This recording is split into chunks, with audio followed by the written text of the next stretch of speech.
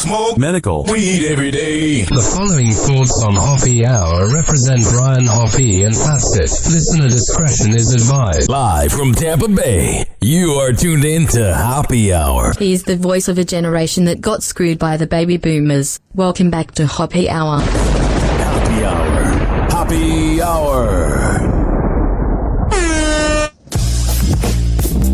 Hoppe Hour starts in 4, 3, 2, Hoppe.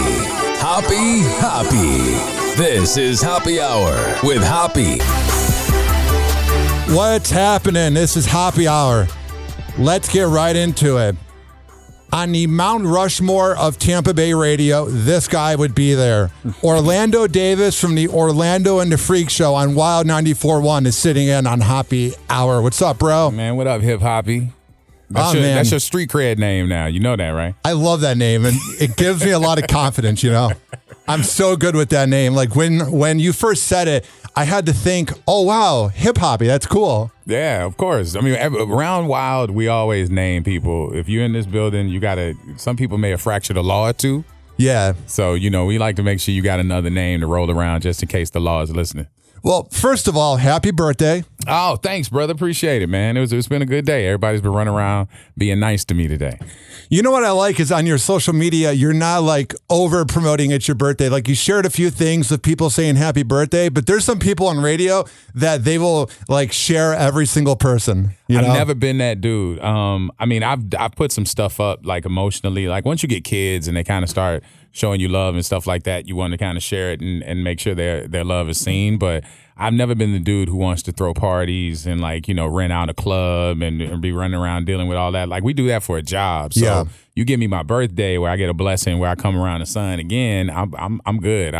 I even today, I mean, I wouldn't have really mentioned it on the air, but we had J Ray, who is J-Lo and all of these stars, you know, kind of go to for spiritual advisement. And she was like, I know it's your birthday and I got this for you. So she had gifts for me and everything else. So that kind of made it special. So it was a good day though. I want to do something lit in 2 months because I will be turning 30 in September 3rd. That's dirty 30, dog. Hell that's bro. one of those you have to celebrate. Like, I mean, I'm going off. Yeah, come on. I mean, there's been some days that I've been just like, yo, I got to show out and head out to Vegas or Atlantic City or, you know, like Bahamas or something like that. But, you know, right now it's just, I'm an old dude, man. I could just sit around and chill. The best part is it's a part of First Friday. My birthday is on a Sunday this year, but the 1st of September is on a Friday. Oh, yeah. So it's going to be a party weekend. Oh, it's crazy. I mean, First Friday, first of all, like that's just a movie down there. And it's so funny because Q105 was like involved with it forever. And I was like, yo, all the people I know go down there and get drunk.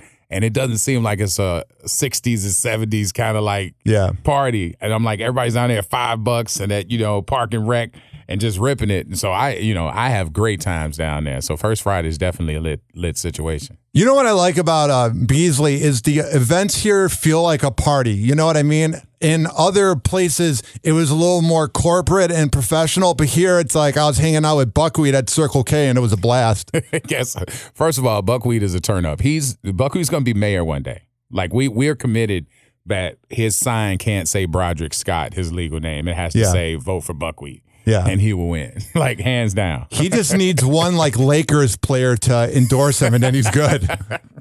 Yeah, he can get that. He'll definitely get like some of the Cowboys.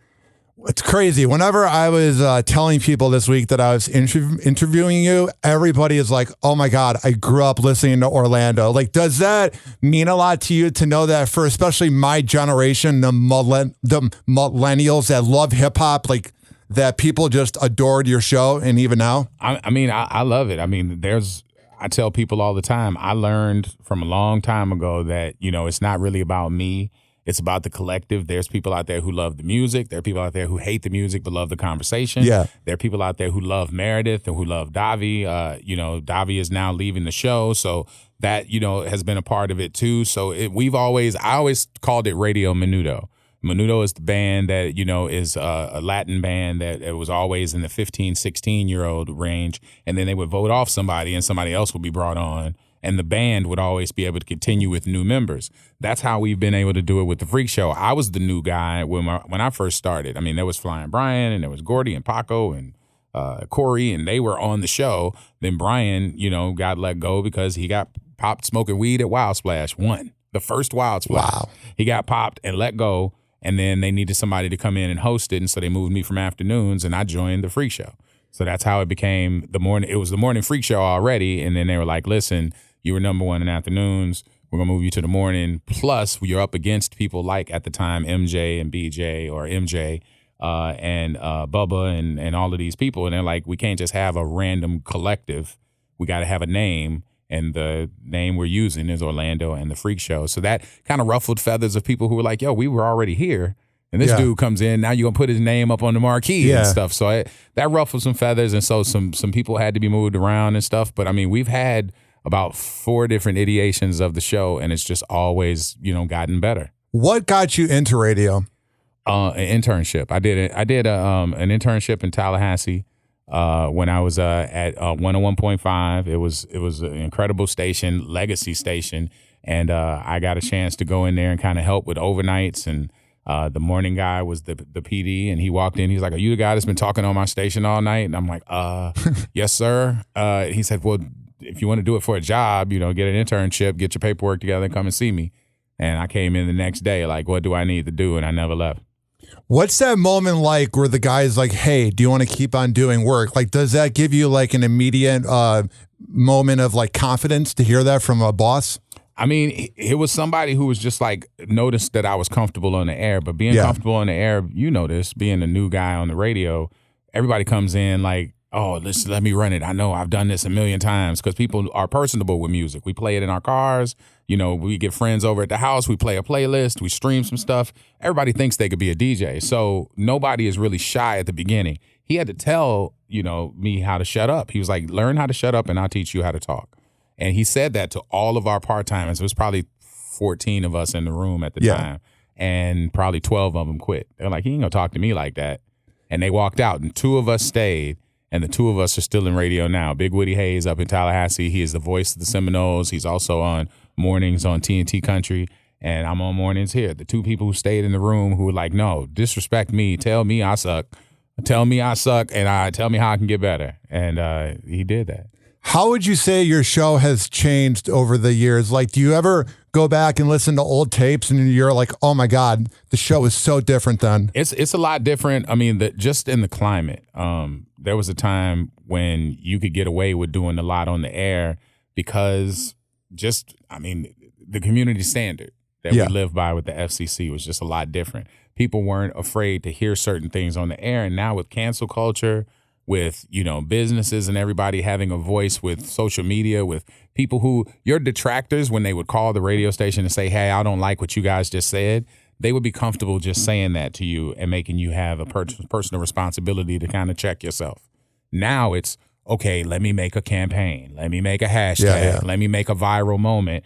And it could end up losing people jobs and stuff. So you had to break the bone and reset it. And it's always going to be about content. It's going to be about communication with the listeners. But there's just different nuances.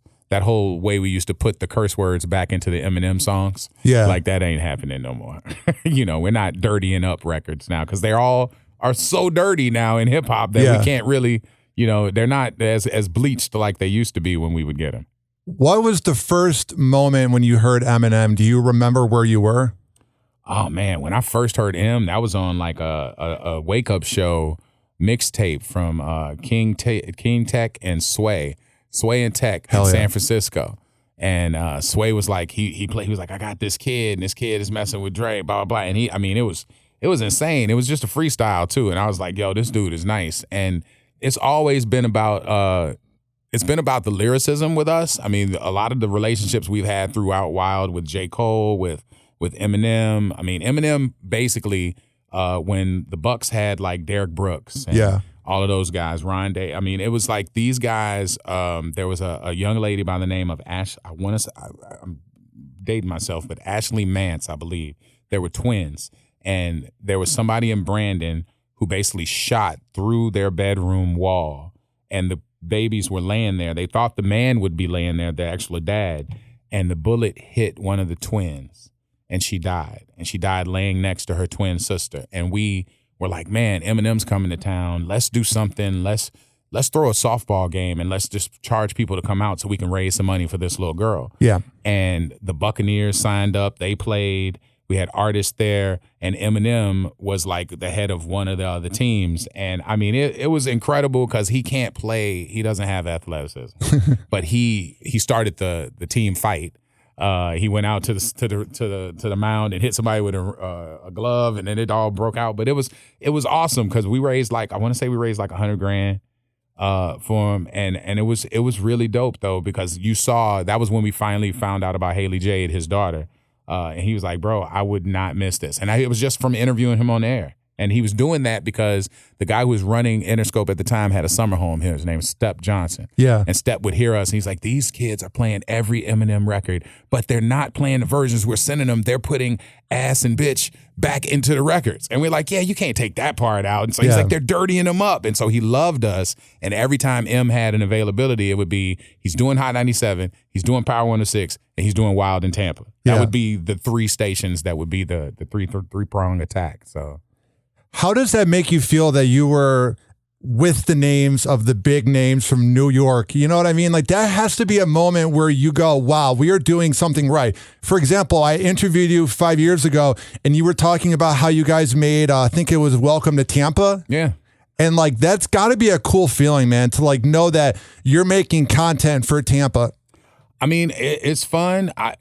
I think it's pretty much always going to be reflective, at least while I'm in charge of the station, it's going to always be reflective of the culture in the city. Yes. You never want to be a legendary station that, you know, starts creating and dictating culture. And at least in my position, a lot of people are comfortable with that. But I think it's much better of a situation if you look at what the city is doing and you reflect it on a larger scale. That means that you're not taking yourself more seriously than the people who are listening. And so if they love it, then, you know, like the Bucks, we did, you know, Lil John, let's go. I just called John. I say, hey, John, you know, Tom Brady keeps saying, let's go after he puts up a deal after the win. Yeah. And I'm like, so you got the song with Trick. I'm like, can you send it to me? And he's like, I got you. And then like 4 days later, I had a hook that was done with his let's go, all you Tampa Buccaneers, let me know. Oh, my God. And so everybody's like, how'd you get that? And then people got mad at me, though. They were like, yo, how you going to do a song about Tampa and not include Tampa artists? And I'm like, I've done 4 of them. I've done songs for everything else. I've incorporated Tom G and I love that guy. And, you know, I've done Crazy with we've done all, Welcome to Ray J. We've done all of these songs. This one time I picked somebody outside the market because it was indicative of what Tom Brady's been using. And they were just like, I mean, the local hip hop artist scene got immensely mad at me and disrespectful online. And I was just like, I don't really want to do it anymore. I mean, I reached out to guys. I was like, where were you when I did Uptown Puck for the Lightning? And they were like, what do you mean? I'm like, I put that record together. Nobody got mad that I didn't put any artists on that. And I was like, or when I did the Rays, Welcome to, you know, the Trop Boys thing when we were winning at the Tropicana Field. Yeah. I'm like, when I did that, which was a remake of Travis Barker and his whole drum kit. And I'm like, what happened to that? And they were like, oh, well, you know, like, I mean, but this is football. So I'm like, okay, so you guys want to be about the city when it's the sport you like. But everything that the city does, we do some sort of song or some sort of celebration or some sort of something. And it's never about me promoting myself like as an artist or a rapper or any of that. Like, all of us can rhyme cat and hat, but I'm not trying to promote myself. And these guys all wanted to promote themselves. So they missed out on an opportunity. I get it, but I'm never going to be built like that. I think that's the problem with social media is people can have the right to think that way, but that's just completely fake news. Yeah. And there's a weird thing where you can read the meanest tweets and the meanest Facebook comments, and it's like they would never say that to your face. Like, if they were to walk in, they would want a selfie, you know, like social media has made radio weird. It has. I mean, not everybody has a voice, but not everybody really knows how to use it or deserves to use it. So, but I don't really get caught up in my feelings about it. I didn't get mad at the artists when they did it. I was like, I understand you're in a different position. You're in a promotions position. You want to get pub. I got pub. I'm on the air every day. Yeah. I'm like, but this is my chance to show the city some love. I'm like, I've always told people anything you're going to see my name attached to, it's going to be because I owe for this job that they've given me. I owe for this career. I mean, I'm raising daughters. I'm going to send my daughters to college one day.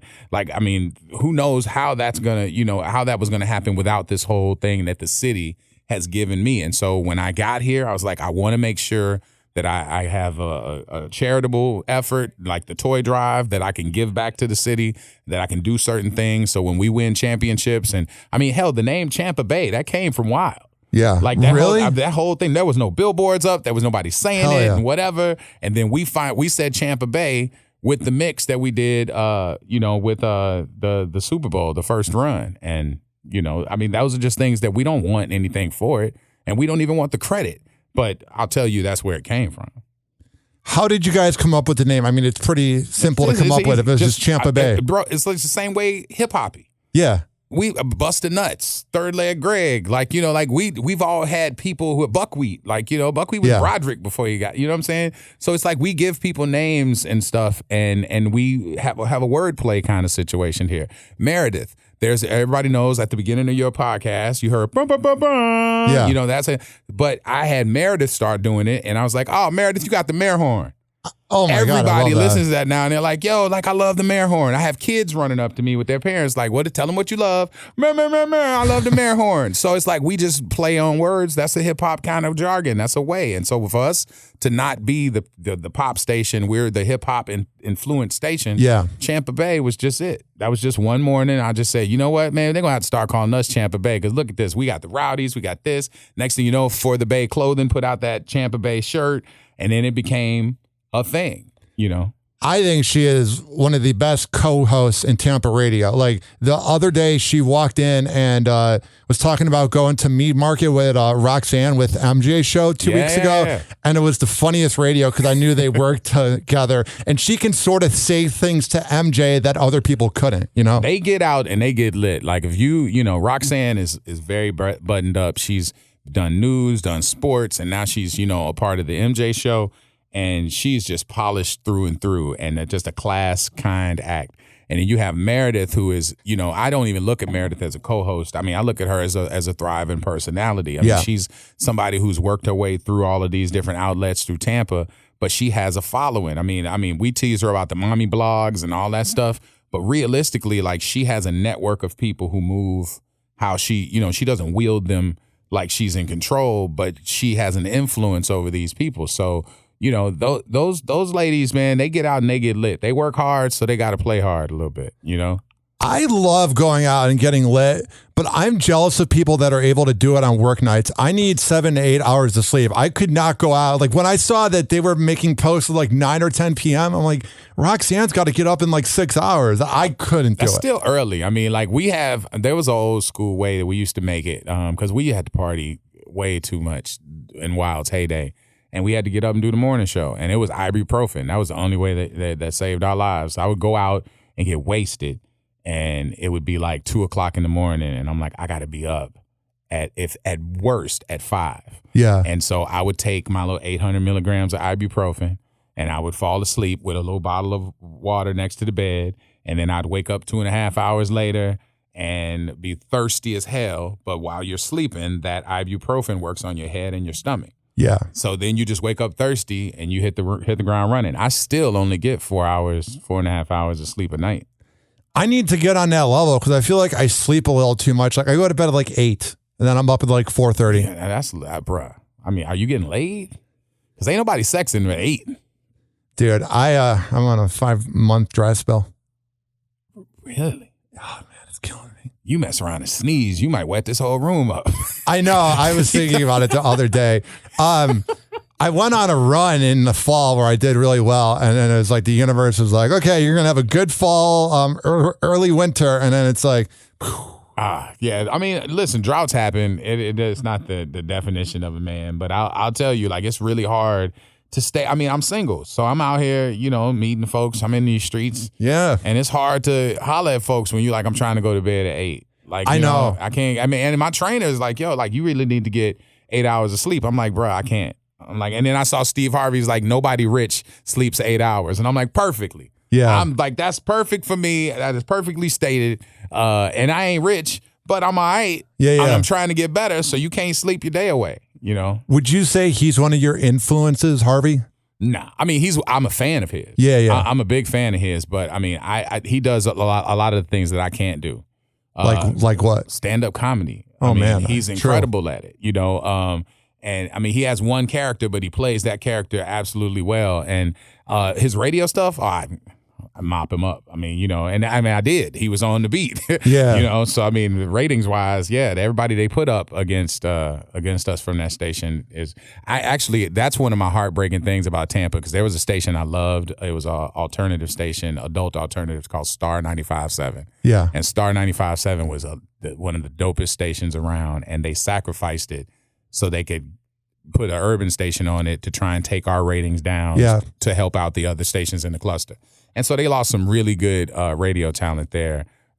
Christy Knight was on that station for a long time. She's a legend. Yeah. And so it was, I mean, but it was fire. Like, it was just a great station to listen to. And they got sacrificed, and it ended up with the beat never beating us. So it was really like for naught. But I'm a fan of what Steve Harvey does as a talent. But when he was doing radio, that wasn't his thing. Is it weird, or not weird, but seeing MJ in the hall and knowing you had radio wars with him 20 years ago? Nah, man. I've always run my career and kind of my existence that I was going to work with somebody else at some point that I might have had beef with. So if I got beef with you, I'm gonna let you know. Oh, you do know that. What it is, but I'm not gonna ruin a bridge that I might have to go over one day. This town is so small, bro. It is. I mean, you worked over there at Cox. You see my relationship with Calta. Yeah. Me and him are fam, and we compete vehemently for listeners. Hell yeah. But I also celebrate him. I mean, when they got the Lightning deal and he posted that up, I'm clapping up under that. Or Melanie Martin, who's over there, who I absolutely adore. I mean, a lot of people don't understand. Calta and her came up to the Toy Drive Tower and dropped off a boatload of stuff. I mean, bikes, cards, like toys. I mean, they unloaded so much stuff. And he called me. He was like, bro, what time you going to sleep? Because I want to catch you. I'm at a gig right now. Me and Melanie are headed over there. They had gone out and just bought a bunch of stuff just to donate. It wasn't like, hey, we want to mention some sponsors, or hey, we want to do this. It was just out of the love. So, I mean, I don't really think that just because we all got different logos on our checks, we got to try and like be disrespectful to each other. Now, there's some disrespectful people out there. There are. There's some people that I ain't just a pushover. Like, they call me the radio Brian Gumbo. They're like, everybody likes Orlando. He's the safe black guy. That's what Calter always picks on me about.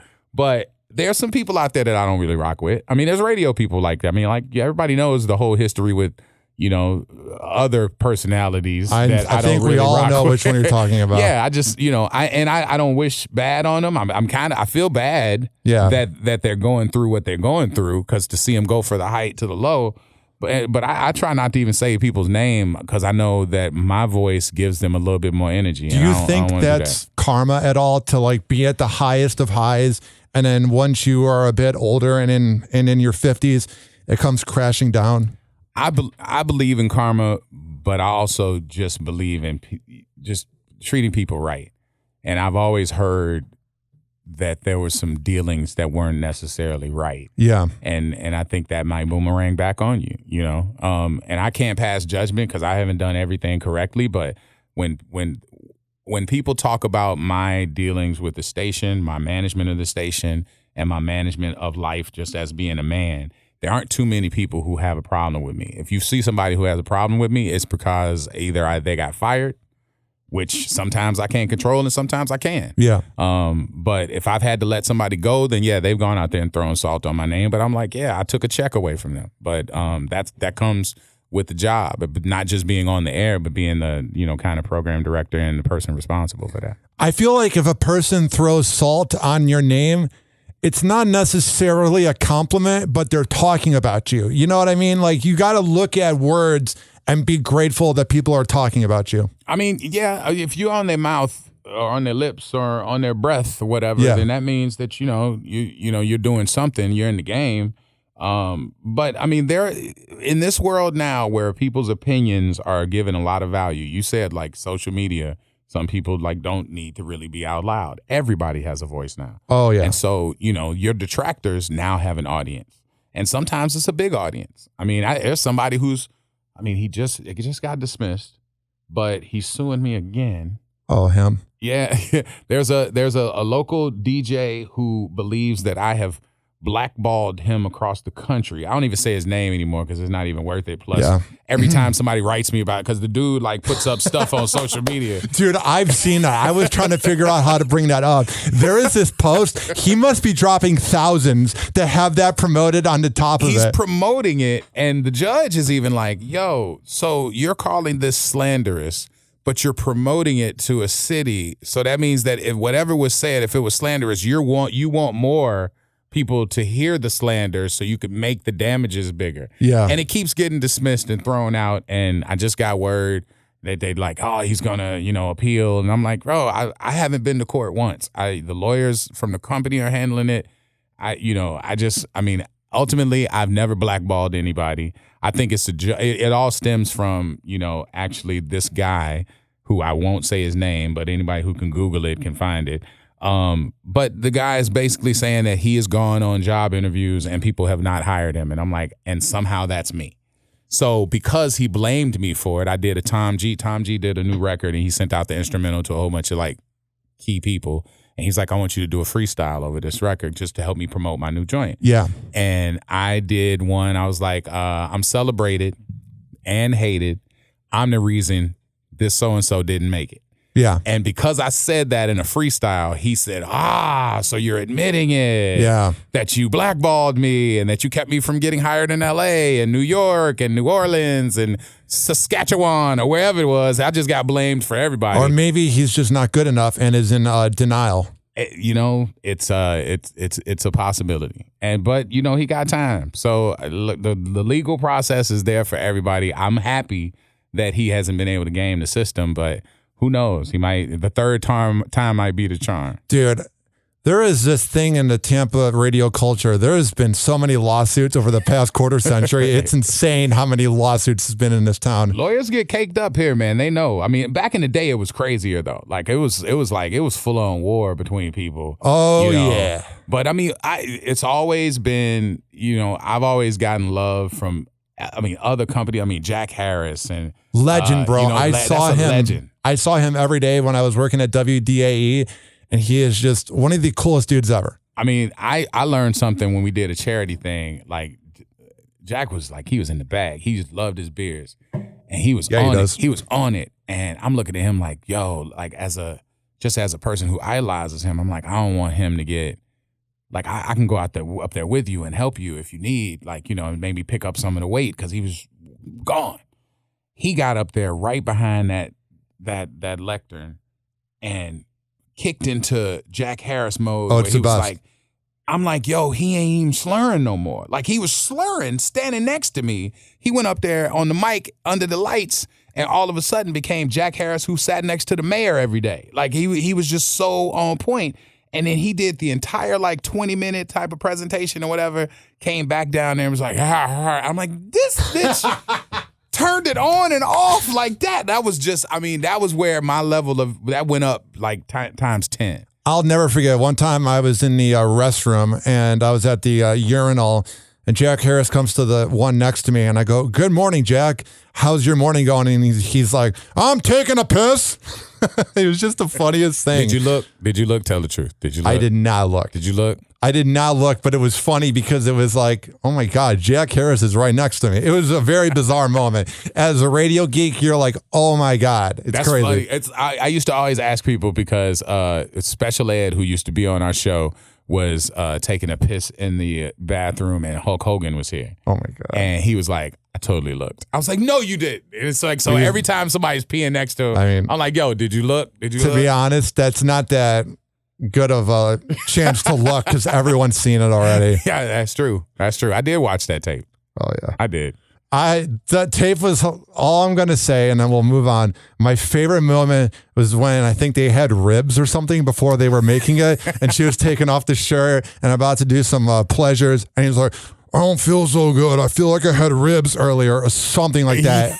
It's the funniest thing. That was a hard video to watch because I love her. She's a so much. princess. I've gone out with her. She's awesome. Absolutely. Like Ralphie May, who is one of my closest friends we lost, and just that even solidified me and Calta even more because of their relationship. So he would come to town and he would come to do an interview with us, but he'd be staying at Mike's house, and so Mike would drive him here to do the interview. Yeah. And it's like, and he would sit in, and it's like, it was just that kind of connection. A lot of people didn't know behind the scenes, but he came in one morning, and Ralphie was just like against that DJ, and he was like, man, he's like, he's like, I heard you're gonna take out his wife, and I'm like, no, I'm not gonna do that. I was like, no, she's a friend of mine. I was like, but I don't think he likes the fact that we're cool, because they were like breaking up or whatever, or had broken up, and she called the hotline.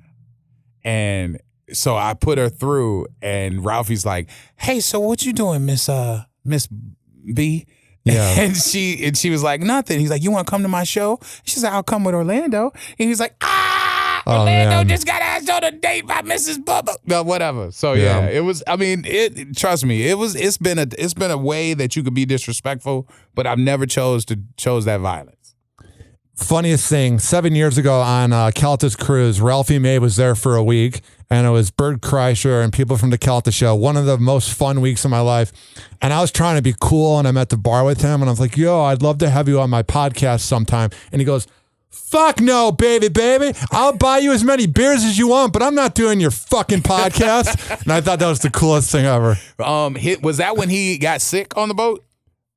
Because I know when he got sick on the boat and he ended up like he wasn't. I mean, because he was stuck here for a while afterwards because he couldn't travel. That might have been it. Because a year later he passed away to the date of the. He got back here and he did a show specific. He was only doing shows here because he couldn't travel. Yeah, and he did like a benefit for the hospital. Mm-hmm. He did so much love for the hospital because they took such good care of him.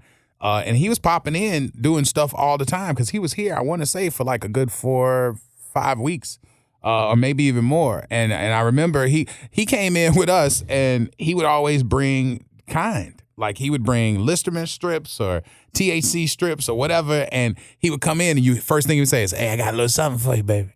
And he would give me a little strip. And he's like, give about 15 minutes and we're going to have some fun. And we go on the air and we'd be listening to him intently. And then all of a sudden we would just be like, blah, blah, blah, blah, blah, blah, blah, like we'd be gone. Dude. And he would wreck the room with just some strips of THC and kill it.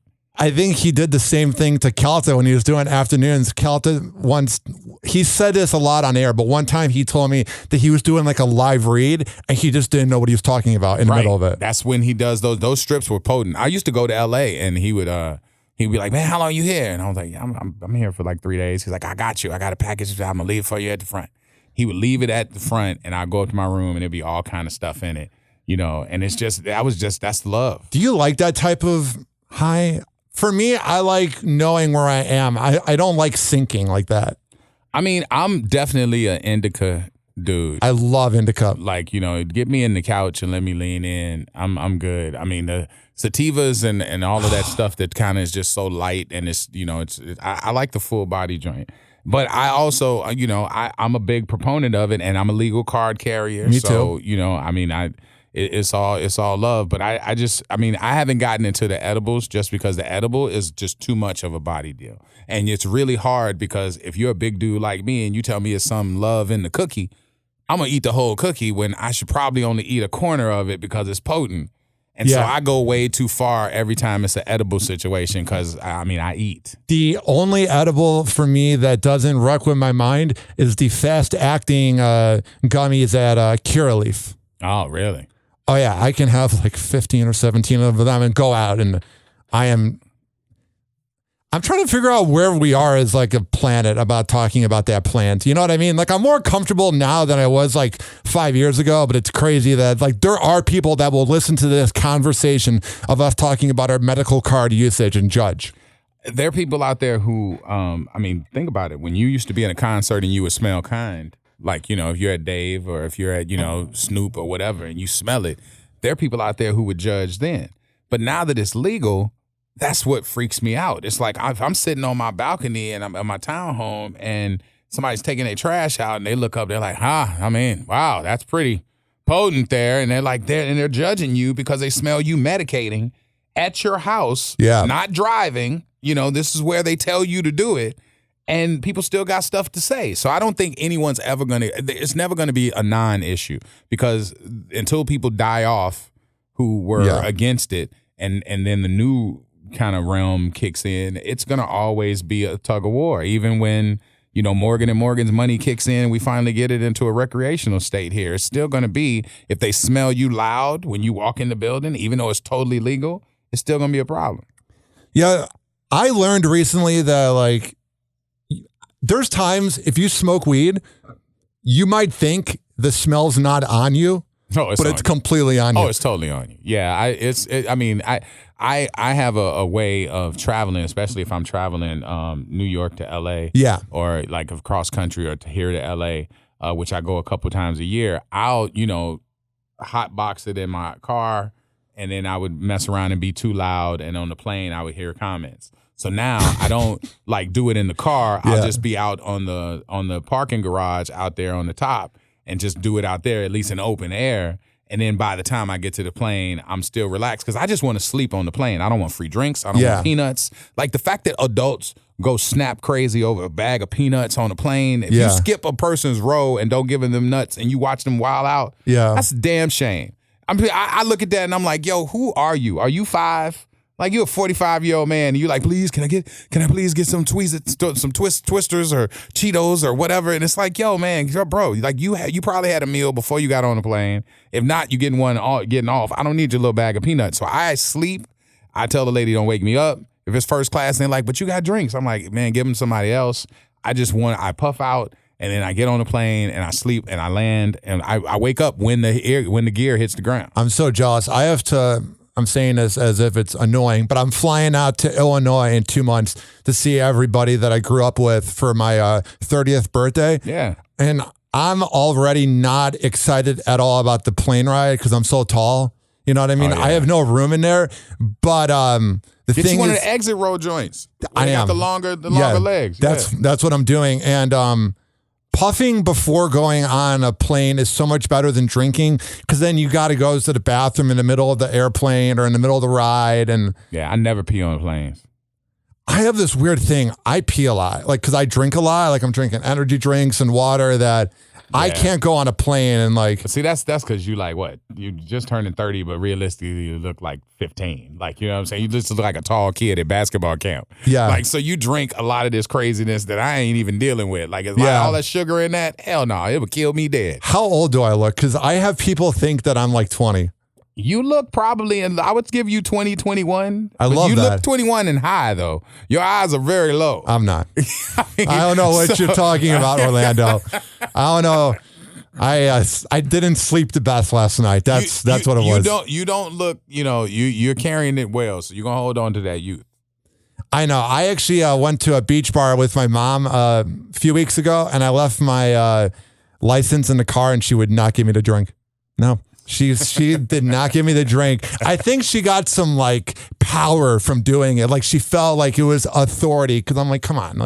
That's a parental authority. Yeah, you got to flex it where you can. Yeah, definitely. When it's all said and done, how do you want people to remember your time in Tampa radio?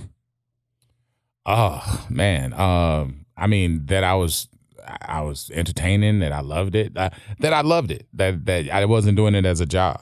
Yeah. If you could tell when people are doing it for profit, and you could tell when people are balling out and then they get some sort of status and then they pull back from doing stuff. Yeah. People see me show up and stuff, and most of the stuff I don't get paid either. I mean, you'll see me. I have some big time hosting gigs that I do, and when they sit down and talk about budgets, I'm like, just throw that back into whatever y'all need. I'm like, Joy of Giving that I do with Titus O'Neil every year. I haven't asked for a dime for that, because it's like I owe every time. I feel like I should be up there. Like I'm up there with the mayor and the sheriff and the police chief and all that, so I get to know these people. And WWE, who's shooting him the whole deal. But It's the fact of giving away 30,000 backpacks or giving away 6 cars to single moms or doing all that. I mean, we're getting ready to do the back to school bash, 30,000 backpacks fully loaded at Ray J. I don't get a dime for that. Yeah. But it's just being involved in it because A, my audience is there, and B, I owe for the blessings and all of the stuff that I've been given for this job. And so I will always be available to do some stuff on the free. That's what I love about Tampa radio is for all the radio wars over the years, whenever there's like a hurricane or an event or whatever, this bay comes together and really takes care of each other. They do. I mean, even way back when everybody was at the real like wars, Yeah. the engineers were rocking with each other because you got an engineer over here that's on this station competing against this one, and they blow a tube or a fuse or something. They're going to immediately reach out to the other people, and because the engineers kind of got that courtesy, and they're like, "Yo, I need an XJ5." It's like, man, I'm ordering one, but do you have one? He's like, "Yeah, I got one. I'll run it over." It's like that, and I mean, and it's the same way. I remember when we were going through all of the pandemic craziness, and everybody was loading up on ammo. Yeah. And I couldn't find ammo, and a cow to hit me was like, "Man, what you looking for?" Yeah. And he pulled up with a couple boxes Yeah. and bow, and we're like, "Okay, So I mean, it's that kind of courtesy between folks that really matters. And I think Tampa radio has always been the hierarchy of like personalities, but those personalities have clashed. But I think that kind of brotherhood of it has always been major key. So growing up in Gary, Indiana, how did you transition from Gary to Tampa? There was a stop in Tallahassee in the middle. Yeah. Yeah, and that just got me like all into the fly. I came down here and I thought I was going to be able to have the same energy I had in Indiana. And I thought football was going to be the path until I realized that y'all are built different down here. If you played football in Florida and this heat, you are a beast. You are a beast. And I was up there in soft Indiana that was cold. And I came down here thinking I was going to run it. And I'm like, bro, they out here doing 2-a-days and it's 90 degrees. I'm like, kill y'all self. I'm done. And, but Tallahassee, I didn't want to leave Tallahassee. Tallahassee was golden to me. Like I did alternative rock for 4 years. I did top 40 for 4 years. And then I moved, and the person who ran that initial station, the guy who woke up that morning and said, "Hey, learn how to shut up and I'll teach you how to talk." Yeah. That guy moved down here and worked over at it used to be called Love 101.5. And he was there. It was Love 101.5 before it was hot. And he basically came down and they said, "Hey, we're getting ready to start this station.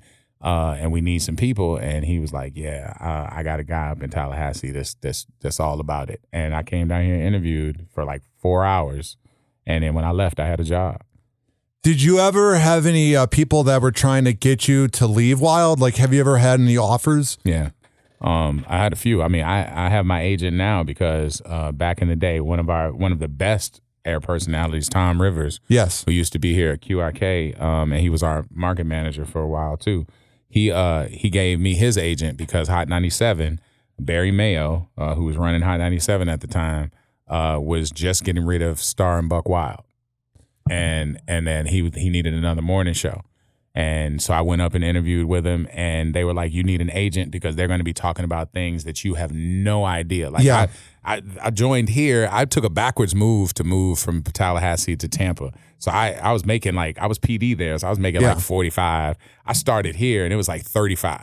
Yeah. So, I didn't understand somebody offering you $768,000 a year. Yeah. And I'm like, yo, but tick bonuses and all these things that they know about in New York, I had no idea. So I had to take representation, and I still have her to this day because she's like, I mean, that's 24, 23 years later, and I still have her because she's, literally like a mom to me. It's bizarre. That Buck Wild show, there's nothing online of any air checks of it. And I heard they were the biggest show in New York City. They beat Stern. Yeah. They beat Stern. But they also, Star and Buck Wild, but it was more Star, he did a bit after Aaliyah died. When Aaliyah passed away and he played, when he was doing the news of it, he was playing plane crash audio. Yeah. With screams and stuff like that. And Jay-Z and a whole bunch of people who were really close to Aaliyah reached out to Hot 97. They said, you don't understand what just happened. Yeah. He got to go. and he had to go. I mean, and that was the strength of hip hop back in the day. Hell, Puffy, has had a lot of rumors coming out recently, but back in the day, Wendy Williams was on Hot 97, and she was talking about the fact that Puff was kind of like, in the closet, and he called up to Hot and was like, yo, she got to go, and they fired her. Like, that was just a different cachet back in the day. That's why I'm saying, like, that was a different time. Now it's more on the social media and the masses, and not just the stars having the power. He got weird too, because from what I've read online as a radio geek reading about radio, didn't he like threaten DJ Envy's daughter too? I don't know about that one, but I know he's got like some podcasting things that he does now, and he still tries to kind of be ride that bad boy kind of thing. But back in the day when he had the power, when he beat Stern, that put Hot 97 on a different plateau, and it put him on it as a talent. But it didn't last. I think that's one thing you've done perfect is you haven't burned bridges. You never went to that type of smut for content, I mean, we've been lucky. I remember I had to do a thing at the Tampa Club with like some at-risk youth, and it was all young ladies, and they were doing like a Halloween lock-in, and I was asked to come and speak to them and like read them some horror stories or whatever, like some scary stories. And it was probably like maybe 30 like 16, 17, 15-year-old girls who were staying the night up there. And Mike Collada, who used to run QIK for us, who's an absolute gem. That dude is like one of my brothers to the end. And we all make up a crew called the Bacon Boys, by the way. So it's Calta, it's Perry, it's Collada, it's all of us. We go eat and usually go to Council Oak. I've seen that before. Eat their bacon. So the Bacon Boys are definitely in effect. But he told me, he's like, only you could have porn stars on the air this morning at 8 a.m. doing all the things that they were doing in the studio. Yeah. And then at 7 o'clock be trusted with 30 preteen or teenage girls in here in this kind of setting. And it wasn't just me. There were handlers and everybody there. But he's like, most people can't do both of those things where they excel at both things. And I took that as a keep doing that.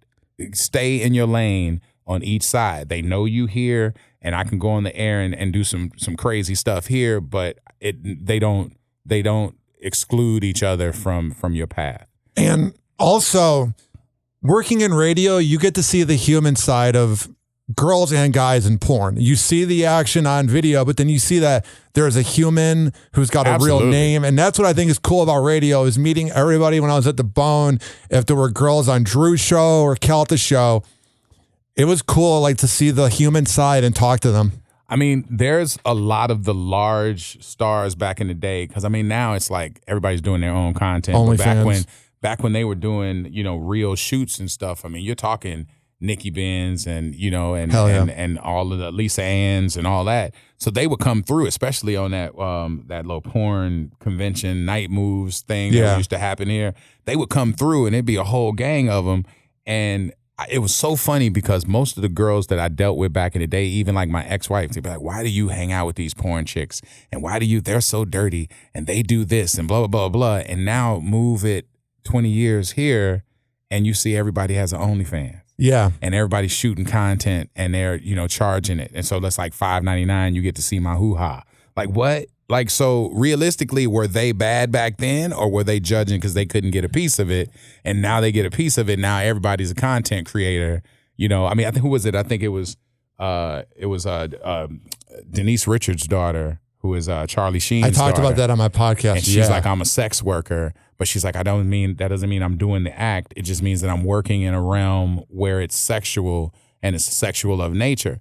But I think everybody should get out of the fact of calling these people OnlyFans models. Yeah. OnlyFans content creators. Like, no, you're an OnlyFans sex worker. You're working in the realm of sex. And the same stink you didn't want to deal with these porn ladies because you were like, oh, they're porn stars, they're nasty. That was the name that they had. You knew them as humans. I knew them as humans. I hang with Nikki Benz every time I go to LA, and people are like, oh, you hanging with her? I'm like, you think we're naked somewhere? We're eating at, at Roscoe's. Like, what I'm saying? Nice. Like that's because she's fam. But I never want to see her naked. I mean, I know I've seen her naked a lot, but I'm saying I don't go there to see her naked. I can see her naked online. So I think we should be real about the OnlyFans thing. So, hey, if you're going to get that OF check, call yourself a sex worker and be proud. Have you ever had somebody show you, a person you knew that had a private OnlyFans that was kind of low key? I had somebody show me a photo from my ex-wife's OnlyFans. Oh God, she's on OnlyFans? Yeah. Yeah, she is. Somebody showed me a picture, and I was like, "What are you doing?" He's like, "Look at that." I'm like, you know what's funny? I was like, I was married to her. I don't need to see that. You know, so funny. And they were like, "Yo, you don't care about this?" I'm like, "Not at all." Do you think she's doing it out of spite at all, or no? I think she's doing it as a hustle. I think everybody out there is doing it. I just think you need to just be honest with it. It's a sex worker position. You know, it is. And even if you're selling panties, that's sex. Ain't nobody buying them for no ethical reasons. That's sex work.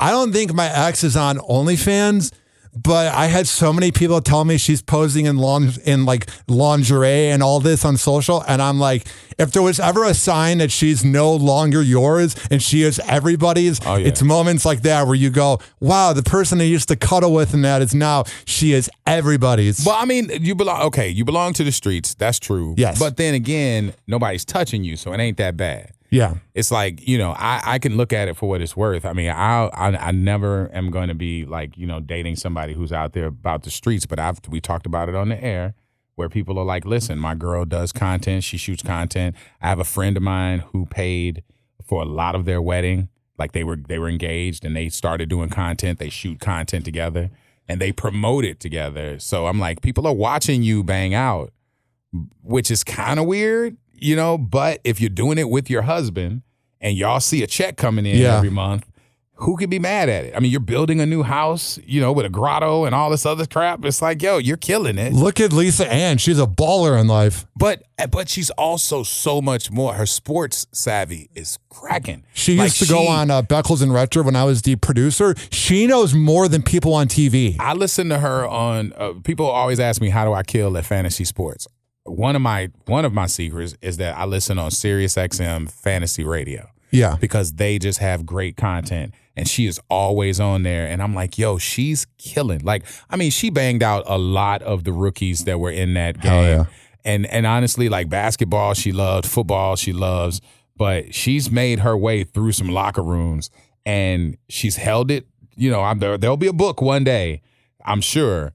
But she's held it close to the vest, but she is definitely on her sports thing. I thought it was always as an angle to get at some athletes, but it's really because she has it in her. Remember that selfie that guy from Notre Dame took of him and her in bed? Yeah. That was legendary, bro. I was like, good for you, my man. I good mean, for hell you. yeah. You got to give him a golf clap. Think about that. Lisa Ann? Are you crazy? Like, do you know how, I mean, and back in the day, she was like, she's thin now, she's older or whatever. She's still sexy as all get out. But boy, back in the day, oh boy, she was just eights. She was curves everywhere. She's fine. I've been a fan for 15 years, and I had a few of her videos that I downloaded like in 2008 on my computer, and my dad went through my hard drive and wiped it. So yeah, I could never forgive him again because it was that thing, Nail and Palin. Oh, yeah. That was a solid flick. I just mentioned that the other day. I'm like, when we were talking about Sarah Palin, I'm like, oh, my God, because I didn't know. I was asked on Beat the Freaks. We do this thing, Beat the Freaks, every morning. And I was asked which is the largest state. And I said Texas. And they were like, no, it's Alaska. And I'm like, damn, I forgot about Alaska. I'm like, damn. And it's hard to forget them up there in the freaking top because you never go. But then I'm like, it is that big? They're like, dude, it's monstrous. And I'm like, no wonder old girl could see Russia from her house. And then they were like, Sarah Palin? I'm like, yeah, by the way, Nailing Palin, great cinematography. that was pretty good. Dude, I thought it was fire. I think it's a dead tie between Beat the Freaks and Mike Calta's Sporkle for the most famous games in this town. I mean, everybody that I've brought up your show to is going, oh yeah, I love Beat the Freaks. I love Beat the Freaks. Those games win. Just a little radio secret, because I know radio people kind of rock with you. Those kind of games are important because you have somebody who's playing on the air to get the prize, but the people who are not on the air get a chance to play along in their car. Yeah. And when we speak at schools, every kid in there, like, I mean, there's a lot of kids who are listening to streaming now. There's a lot of kids that are making their moves or whatever, and they're not finding radio in the same place that we used to find it on the actual dial. They find it other places. But these kids are all saying that they play Beat the Freaks. They're like, we love it because my mom is in the car trying to win, and we're in the car playing along too. So they're kind of doing their own kind of Beat the Freaks in the car. And I think that that's a money thing. Same thing with Plead the Fifth. We do that just because we stole that from Andy Cohen on the Housewives channel Bravo. And he would bring people in and ask them 3 questions. So we're like, well, let's flip it and let's do it as a character development thing, because you got to learn stuff about Davi. You got to learn stuff about Meredith. When we bring in people and let them play like Babs or Joey Franchise or any of the people like Stiff that came in, we bring in people like one day you'll probably be in there. We'll be like, hey, man, come in and play Plead the Fifth, where you have to answer every question that you're asked except one. I really want to do it. I'll answer everything. I have been an open book for the last 8 years. Yeah, you really do kind of tell it. You know, I've listened to this show where you talk that talk. Oh yeah, you're not shy. I don't have any reason to be shy. I'm a slut. Were you ever shy though? When you first started doing this, because I know it was a while. When we first did your podcast before, you said, what was it, 5 years ago? Yeah, I wasn't ready. I had a great talk with you, but you weren't the dude that you are now. I don't know if you're getting it more now. I don't know if you came into your lane or whatever. So I don't talk about the past a lot, but I lived with my ex-girlfriend for 2 years, and she taught me how to clean. She taught me how to be more like a man and dress. And then when we broke up, I just took everything she taught me and I've used it in the last 9 months, and I've almost been able to reinvent myself, because people are like I looked myself up on Reddit. I don't know why I do it. And there was a page from 7 years ago. I looked myself up on Reddit. Yeah. Said no one says a with narcissist. A penis. Said no one with a penis. Nobody's looking themselves up on Reddit. I don't know. I love myself some self, my man. I mean, have you Googled yourself? You see what the world is saying about you? Oh yeah, there's some people talk smack, but I love it. If you want to make it in radio, not everybody's gonna like you. I think that nobody is gonna hate you for Googling yourself, but it's just I think it's hilarious. First of all, I think you giving your ex credit for the new 2.0 you is growth. That shows that you on your big boy level. I'm not gonna ever talk to that person again, and I wish her nothing but the best, but I gotta give her flowers for changing me. No, I think you should. And honestly, just as a big homie advice, I have made it a practice that I keep in a great relationship with everybody I've broken up with. Yeah. Even if it ended badly. I reach out to them if I'm in their city. I'm like, hey, I don't have to see you, but I just want to let you know I'm in your city, blah, blah, blah. And they're like, oh, let's get dinner. It's free meal to them or whatever, or maybe it's catch up time. But with social media, people get up on you a little bit, what you're doing a little easier. But there's only one ex that I don't talk to, and it's because she pretty much is it's too hard. So let's not communicate, and I'm like, all right, cool. I've had radio people recently give me some advice saying that if the girl you're talking to is really about radio and really about what you do, then you got to watch out for that, because you should date a girl who likes you for the other parts of you, not just the radio part. Yeah. I mean, there are ladies out there who love the shine. They love the access. They love the backstage. Oh, yeah. They love, am I getting the pass? If I'm dating a girl and she's like, do I get VIP passes? Then I kind of know, where it is. And I don't have no problem with that, because I got passes on deck. But if that's what that relationship has to be, then I'm not going to walk around with you on my arm introducing you to people. Yeah. Because I know you're a BBD. You're for the bigger, better deal. But if you're a girl who's about me and you're like, oh, I want to come to your show, it's you think you got an extra ticket? And I'm like, nah, girl. I'm like, you good. I mean, there was times last damn show in Wild Splash, the last damn show more specifically, because there were specific seats, I would have a whole row. I would have a whole row of friends that was just there. Not just chicks, but I'm saying the girl and her 2 friends and my barber, my trainer, what I'm saying? The whole row of people that I had to buy too. It wasn't they got them for free. It was I'm going to buy these for my people to make sure they enjoy the show because they want to support. So those are the ones that's going to be the riders for you, not the ones that want to get into the locker room and kind of embarrass you. What are some of your favorite memories of Wild Splash? Digital Underground performing. We brought them up, and of course, Shock G is from Tampa. A kid that pretty much just Humpty Dance, Do What You Like, same song like that. Just watching them up there on stage, and then watching the young audience from Greenwood see Shock G and his greatness. That was incredible. The Roots came. We had Wayne and the Roots one year. And I remember it was my favorite because watching Black Thought, if you've never seen them on the Jimmy Fallon show, there's a prolific band. They're the hip hop's best, one of the best bands in the game. And it's Questlove on the drums. I mean, it's, Kamar on keyboards. I mean, this is like the Roots are crazy.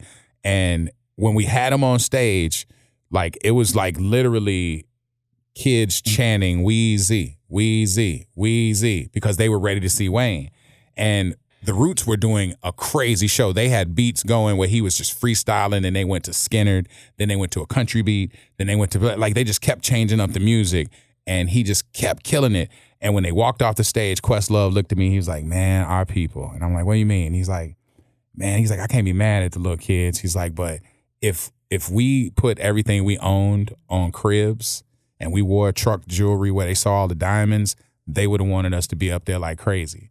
But because we just the Roots and we just up there just real musicians and gave them, he was like, we were killing it at that point when they started chanting for the homie. I'm like, you heard that? He was like, hell yeah, we all heard him. It's like, it was like 2,000 kids up front saying, Weezy, because they were ready for Wayne. And they like, because Cash Money and the whole thing behind that was the superstar that they were ready to see, and they weren't appreciating the artistry. And that was a heartbreaking thing, but it's one of the most memorable things about music. Just people believe your press release. So what happened with Dub Baby?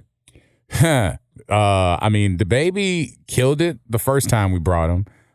He was kind of feeling himself this past year when we brought him, and he didn't get on the plane. His show time was the time he left North Carolina. Oh my God. And so he landed here like private 2 hours late. And then we had to have like police escorts bring him to like get him over here quickly. And I mean, we were past time. So I ended up, we are not really cool right now because he was mad that I only paid him 50% of his money. And, I was like, yo, dude, you are late. I'm going over. I have to pay extra for police. I have to pay extra to the city. I'm not paying you your whole number. And it turned into a nasty situation with his label, his representation. They're like, he is not going to be happy. I'm like, bro, I'm not happy. You can't leave, just be irresponsible and leave when you're supposed to hit the stage. Can't do that. So he seems to have not gone away, but I don't really hear as much about the baby nowadays. I mean, we're playing his new song now, Shake Something. I mean, and it's trying to make it a little bit of headway.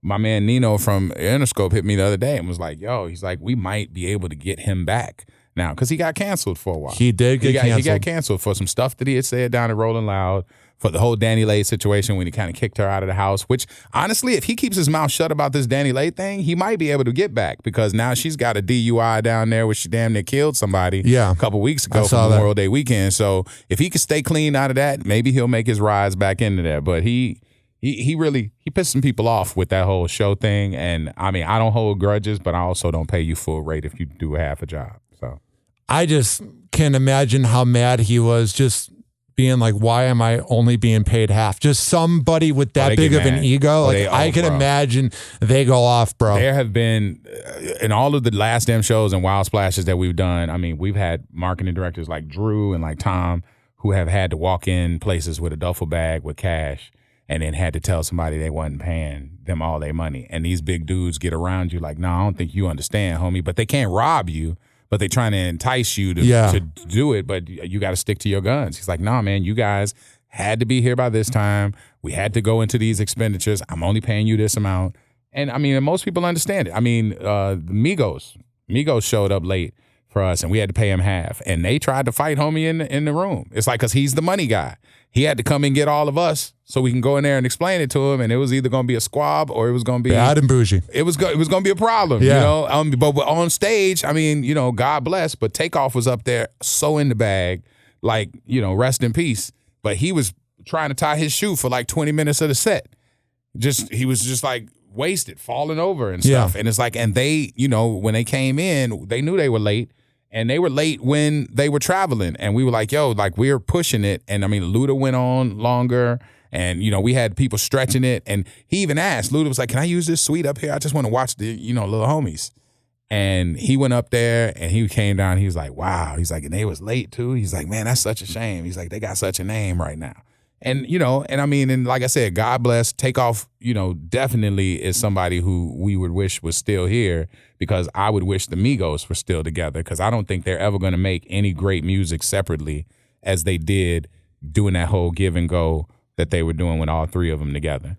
And seeing that and seeing him lose his life over a dice game, which these dudes are too rich to even be involved in. Yeah. That's where it gets like, you know, we can have professional football players. We can have like big time hockey players. We can have all of these great celebrities here in Tampa. But if we allow them to think it's necessary to get put in peril because they out here in the streets and they still want to hold their credibility, then, you know, we're failing. So, you know, we have to look at it and just be like, hey, the next generation that's coming up to get a bag, don't be out there throwing dice. We don't want that. Have you ever given that advice to any rappers on or off air? Oh, absolutely. I mean, locally and at large. I mean, me and Jeezy have had some real big conversations back in the day when he was still trapping.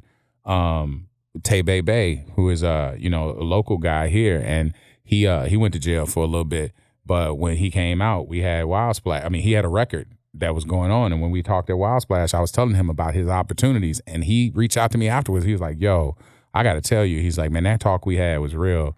And he said, so I appreciate it as a big homie. Because I'm like, yo, I'm not telling you because I'm a powerful dude. I'm just telling you because I'm older than you.